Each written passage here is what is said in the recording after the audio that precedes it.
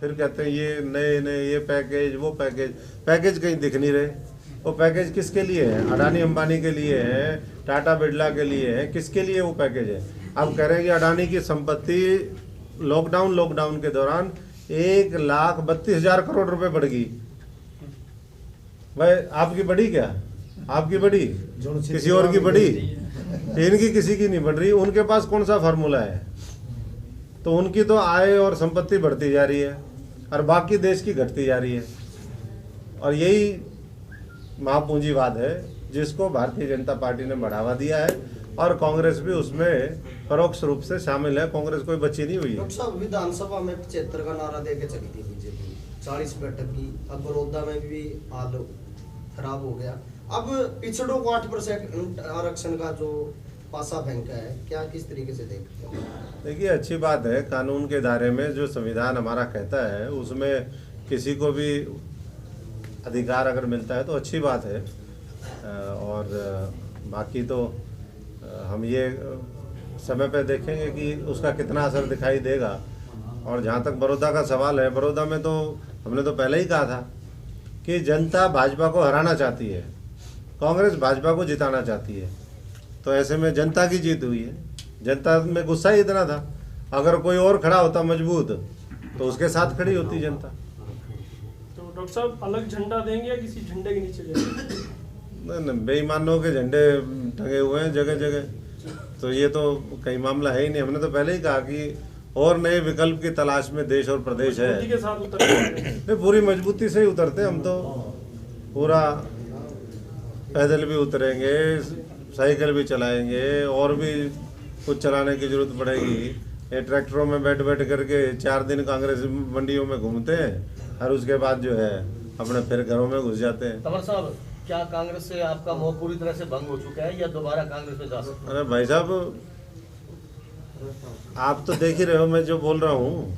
वहाँ जब जो लोग बीजेपी से मिले हुए हों, पूरी तरीके से भारतीय जनता पार्टी से मिलकर के इस देश को खत्म करने में लगे हुए हों, किसान मजदूर को, गरीब को, युवाओं को मार रहे हो, वहाँ तो मतलब ही नहीं बनता। और हमने और छोड़ी किस लिए थी? छोड़ी भी इसलिए है कि इनके षड्यंत्र का सही समय पर हमें पता भी चल गया था और मैंने कहा भाई अब बर्दाश्त हम करेंगे नहीं। क्योंकि जब निष्ठावान, जब वफादारी, ईमानदारी और मेहनत की कोई कदर ना करे, वो मैं समझता हूँ कि वो कंपनी हो, वो परिवार हो, वो पार्टी हो या कोई संगठन हो, उसका नाश होना ही होना होता है। इसका तो नाश होना है।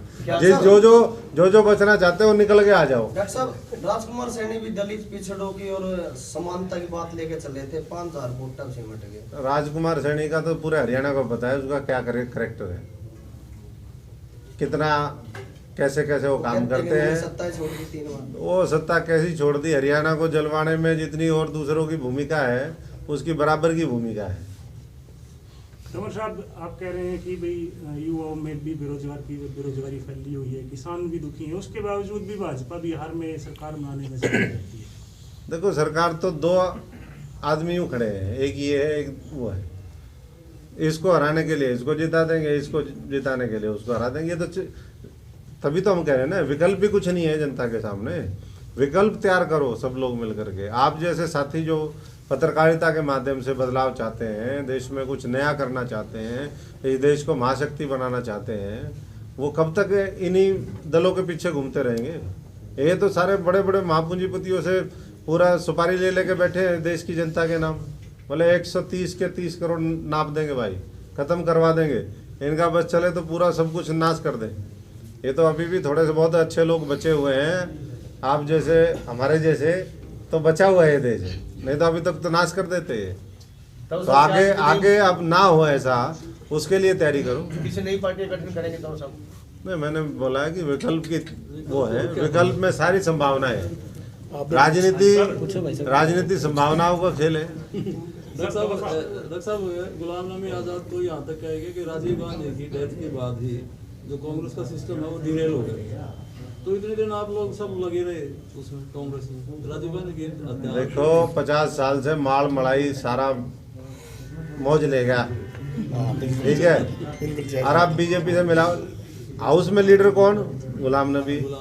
6 साल अभी मोदी सरकार के सामने जितने बिल आरटीआई इन्होंने उल्टी कर दी, किसानों के बिल लेकर के आए। ये कहाँ थे तब हाउस के अंदर? ये उस समय कहाँ होते हैं? उस समय तो ये यूँ कहता भाजा दीपेंद्र भाजा लिकट जा बार यो पास करवाना है, यो उनका अंकल बन जाए, सबका किसी का फूफा बन जाए पार्लियामेंट में। उस समय तो सारे बिल पास करवा दिए और अब कह रहे हैं जी यो मामला जो है ड्राइंग रूम और ये करवाने वाले तो कौन है? यही तो है करवाने वाले। यही तो राहुल गांधी ने कहा था जिस दिन ये सारे समझ जाएंगे वो सारे उस दिन ही मामला ठीक होगा, और वो ठीक वहाँ नहीं होगा। ये मामला ठीक होगा तीसरे विकल्प के साथ। रूट लेवल पर कांग्रेस का कोई सुधार होने की संभावना? हाँ, ये देखो, ये गुलाम नबी, और मैंने ये उस समय भी कही थी 1 साल पहले, जब ये फारूक अब्दुल्ला, उमर अब्दुल्ला, महबूबा मुफ्ती, इन तीनों को जब जेल में वो डाला, जेल में या नजरबंद जो भी किया, हाउस अरेस्ट, हाँ 370 हटाने के बाद, तो 4 मुख्यमंत्री हैं जम्मू कश्मीर के जो जिंदा हैं। 4 में से 3 जेल के अंदर वहां पर, अरे एक यो बार मैंने उस समय भी कही थी, यो बार क्यों भाई? यो मिला हुआ है। और ये जब तक ये मिले हुए लोगों का इलाज नहीं होगा ना, तब तक जो है मामला ऐसा ही चलता रहेगा। कांग्रेस में जो है इम्प्रूवमेंट की कोई गुंजाइश नहीं। ये जैसे कहते हैं ना, जब शरीर के अंदर कैंसर हो गया और वो लास्ट स्टेज में जैसे होता है ना, बोले भाई 3rd स्टेज का कैंसर है, 4th स्टेज होती हो तो 4th स्टेज का कैंसर है इस कांग्रेस में। हाँ, 1st स्टेज के में कुछ ट्रीटमेंट हो सकती है, 2nd के में थोड़ी बहुत ट्रीटमेंट हो सकती है, कहते 3rd में ट्रीटमेंट हो नहीं सकती। और इस कांग्रेस को हो गया 4th स्टेज का कैंसर, और 4th स्टेज के कैंसर में मल्टीपल ऑर्गन फेलियर हो लिए। और जब मल्टीपल ऑर्गन फेलियर होते हैं तो एक ऑर्गन फेल हो जा, दिल का, किडनी, लीवर, कुछ और, तो वो चेंज हो सकता है। जब शरीर में मल्टीपल ऑर्गन फेलियर होता है ना, फिर उसके बाद हार्ट अटैक होता है और आदमी जाता है। कांग्रेस का मल्टीपल ऑर्गन फेलियर कर दिया इन्होंने सब। अच्छा, जिस सिचुएशन में आप फंसे हुए थे, 6 साल आप भी कांग्रेस में अध्यक्ष रहे, आप संगठन नहीं खड़ा कर, वही आप सैलजा करिए। सैलजा के लिए क्या सलाह है? सलाह तो ये जितने भी है ना, ये सब के लिए है, जितने और बाकी है ना उन सब के लिए। एक क्या करना मारेगा, छोड़ना नहीं का। टाइम रहते आ जाओ बाहर, बचा सके तो हम बचा सके भाई, मजबूती से हमने लड़ाई लड़ी। इनके तो बस का बोलना भी नहीं है, ये तो चूम ही नहीं कर रहे। ये तो ऐसा मामला हो गया, कोई बोलता ही नहीं है कि भाई हमारे साथ गलत हो रहा है, या देश के साथ गलत हो रहा है, प्रदेश के साथ गलत हो रहा है। सारे जो है सरेंडर है, और भाई जो सरेंडर है उसको तो पीछे कमर में भी चाकू मारेंगे, और जो और मार सकें वो छोड़े नहीं। तो सारे भाई जिसने बचना है, हालांकि ये सब शामिल थे उस समय भी, उस समय मजे लिया करते सारे।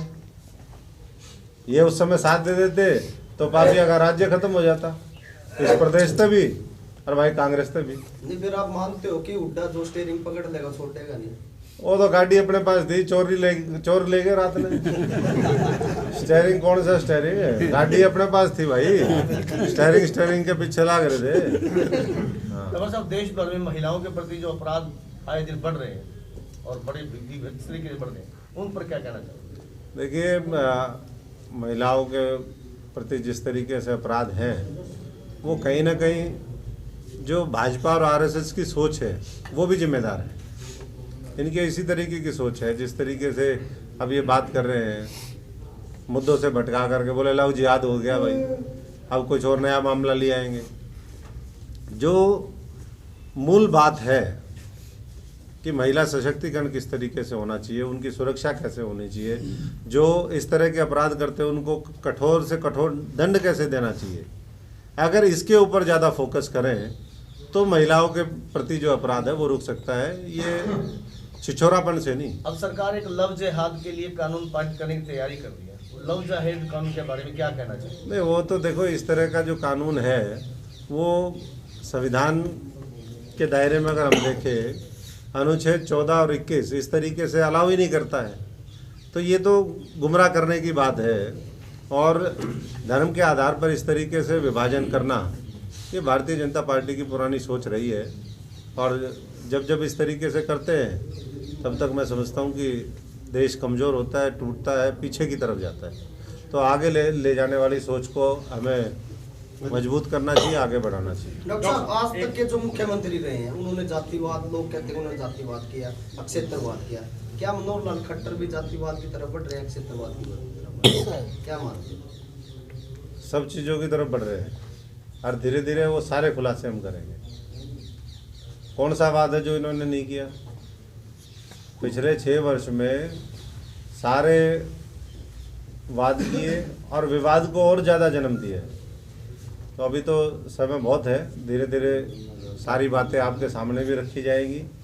और देखो, उस समय जब हम कांग्रेस में थे, हम तो मेहनत और मजदूरी करते थे, सब पूरे प्रदेश के लिए लड़ाई और संघर्ष करते थे। लेकिन कुछ लोग जो षड्यंत्र करते थे वो इनसे मिले हुए थे, इस वजह से आज ये दुर्दशा हरियाणा की है।